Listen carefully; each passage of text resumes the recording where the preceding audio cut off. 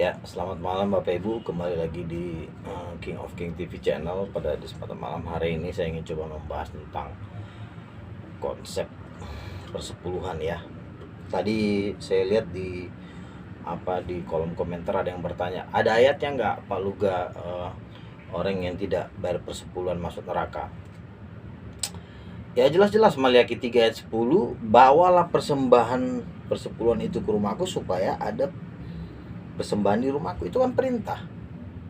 Kalau kita tidak mentaati perintah Tuhan, kira-kira kita selamat gak? Semua perkataan Tuhan itu adalah hidup yang kekal. Perkataan Tuhan itu gak iseng. Tuhan ngomong, bawalah persembahan persepuluhan. Itu kan ucapan Tuhan. Perkataan yang keluar dari mulut Tuhan itu jangan dianggap remeh, jangan dianggap main-main. Tapi kan hidup kekal kita kan ditentukan oleh darah Yesus, bukan ditentukan oleh persembahan. Betul, keselamatan itu ditentukan oleh darah Yesus. Tapi kalau kita sudah percaya Tuhan Yesus, tapi kita tidak mau mentaati ucapan-ucapan Tuhan, ya kita juga tetap masuk neraka. Ya, Tuhan bilang suruh bayar perpuluhan, Anda nggak mau, Anda malah makan tuh perpuluhan ya. Anda buat beli motor, buat biaya kuliah anak-anak, padahal itu kan milik Tuhan. Tuhan sudah bilang 12 bangsa Israel itu tidak semua dapat tanah, cuma suku Lewi yang nggak dapat tanah. Suku Lewi ini adalah lambang dari orang-orang yang melayani di gereja. Tapi kan itu kan hanya untuk orang Lewi. Ya berarti yang khotbah, kalau emang itu hanya buat orang Lewi, berarti sekarang juga yang khotbah di gereja nggak boleh orang, kalau bukan orang Lewi. Orang Batak nggak boleh, orang Cina nggak boleh, orang apapun nggak boleh. Berarti ya, berarti kita harus mengongkosi orang Lewi yang ada di Israel. Woi, orang Lewi yang ada di Israel, datang dong. Buat apa sih lo nelpon-nelpon gua? Ya besok kan kita mau ibadah. Kan harus orang Lewi yang khotbah. Emang nggak, orang di Indonesia nggak ada yang bisa khotbah apa kata orang Lewi? Tapi kan tertulis di dalam Taurat bahwa hanya orang Lewi yang bisa khotbah, hanya orang Lewi yang bisa main musik. Ya ampun, ngongkosin orang Lewi dari Israel aja ke Indonesia buat menjadi pelayan-pelayan Tuhan, main musik, main gitar, udah ratusan juta. Sementara lo buat buat ruko, bayar gereja aja kadang-kadang susah. Kalau memang semua buat orang Lewi yang bisa melayani, berarti mulai besok orang Lewi lah yang berkhotbah di GBI, orang Lewi lah yang berkhotbah di HKBP, jangan orang Batak. Ternyata porusnya orang Batak kok saya lihat. Marga Nababan, Marga Simarmata, kenapa bukan orang Lewi? Kan yang melayani di Bait Allah kan hanya orang Lewi. Kenapa kok jadi saya lihat porusnya Marga Simarmata, Marga Nababan? Saya heran. Katanya hanya orang Lewi yang boleh melayani di Bait Allah. Kenapa jadi orang-orang Batak buka gereja di Indonesia ini? Harusnya yang bisa buka gereja hanya orang Lewi, jangan orang Batak, orang Jawa. Kalian itu, Lewi itu adalah gambaran dari orang yang melayani Tuhan, yaitu para hamba-hamba Tuhan, bukan Lewi secara darah. Memang dulu itu secara darah yang bisa melayani di Bait Allah itu. Nah, itu adalah arti suatu sebagai simbol bahwa yang melayani Tuhan itu adalah orang-orang yang dipilih oleh Tuhan sebagai imam-imam. Itu dari segala bangsa, tetapi mereka dikhususkan. Ada urapan khusus kepada mereka yang berkhotbah di dalam rumah Tuhan, begitu. Jadi kita jangan mengartikan firman Tuhan itu secara lahiriah. Sama seperti Tuhan Yesus bertanya kepada Nikodemus, kamu harus dilahirkan kembali. Si Nikodemus pikirannya selalu fisik.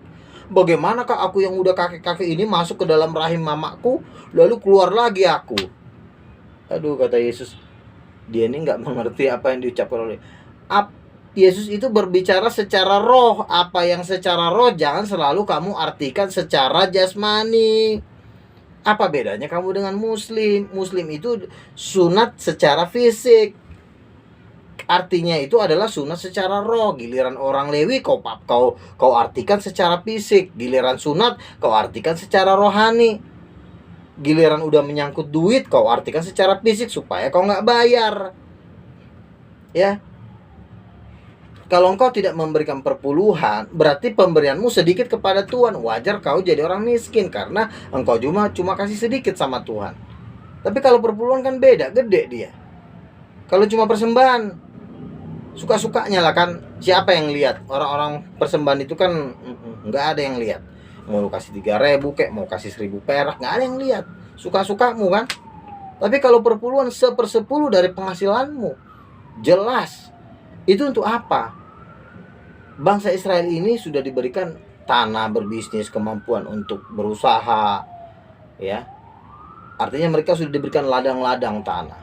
Sementara orang Lewi tidak diberikan kuasa untuk berjualan, hikmat untuk berjualan, tapi mereka dikhususkan untuk melayani Tuhan di bait Allah.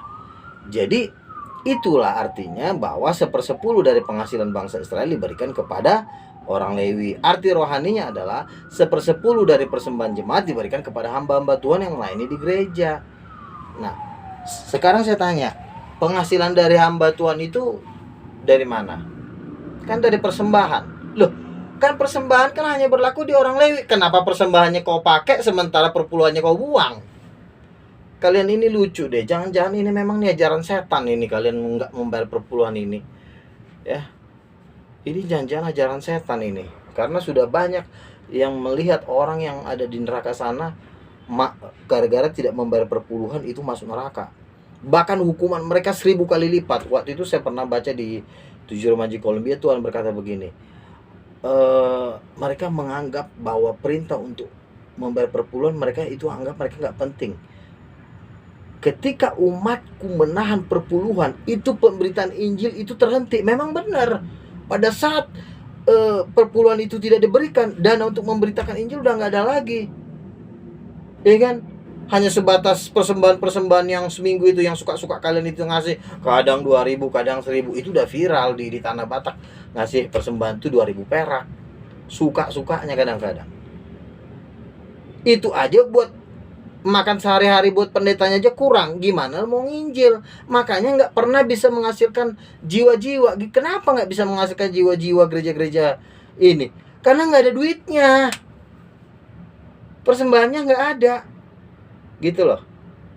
Katakanlah 100 jemaat dikali persembahan 100.000, nah, kali 100.000 kali 100 jemaat 10 juta, ya kan? 10 juta atau 1 juta lah itu. Dengan dana segitu dikali 4, 40 juta. 4 juta lah. 4 juta per bulan. 4 juta per bulan buat gaji gembala sidang aja, buat makan sama keluarganya aja kurang. Gimana lo mau bisa memberitakan Injil?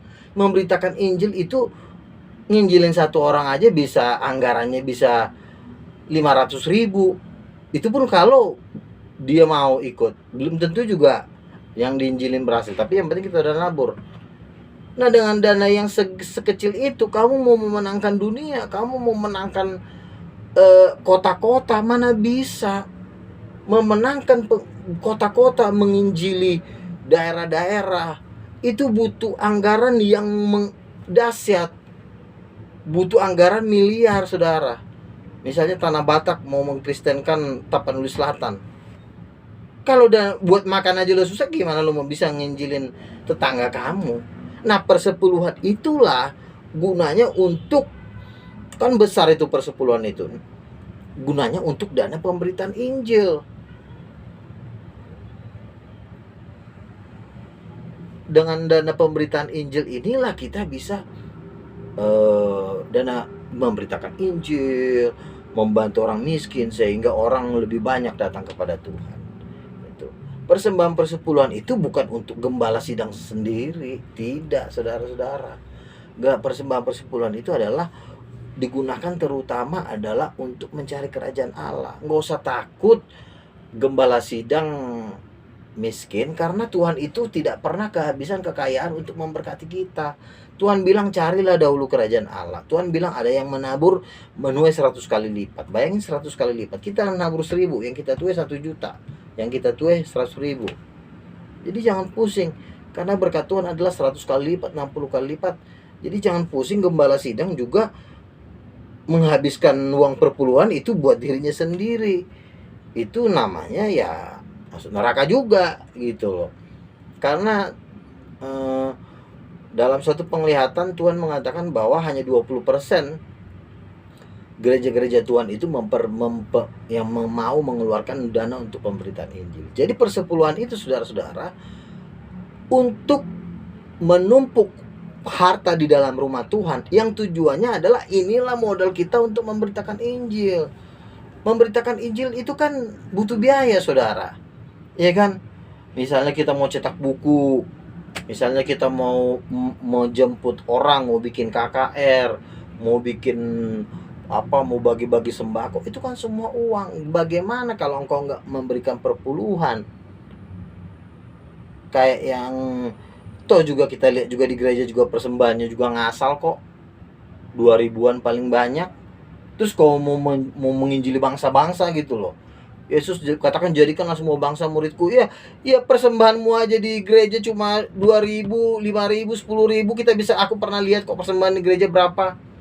Saya pernah ikut melihat. Ya elah, mau kayak gini mau jadikan segala bangsa murid Yesus.